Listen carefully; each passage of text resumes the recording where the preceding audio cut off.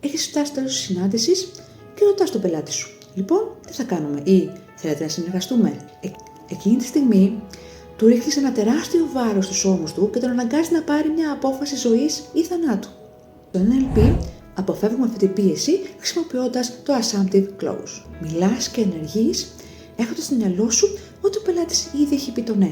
Αντί λοιπόν να ρωτήσει αν θα αγοράσει, προχώρα στο επόμενο λογικό βήμα, σαν η απόφαση να είναι δεδομένη. Πες για παράδειγμα: με βάση αυτά που είπαμε, η πρώτη μας συνεδρία θα εστιάσει στα sales goals.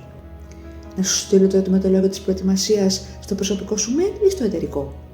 Ο εγκέφαλος λοιπόν του πελάτη, αντί να σκεφτεί αν θα αγοράσω ή όχι, εστιάζει σε ποιο email θέλει το αρχείο. Πώληση κλείνει ομαλά, γιατί εσύ εκπέμπεις τη σιγουριά που χρειάζεται για να προχωρήσει. Όταν λοιπόν δεν αμφιβάλλεις ρησία για την αξία σου, τότε δεν αμφιβάλλει και ο πελάτης. Θες να μάθεις πώς να καθοδηγείς το κλείσιμο με απόλυτη φυσικότητα? Κάνε κλικ στο link στο bio για να κατεβάσεις το δωρεάν οδηγό μου για το NLP Closing.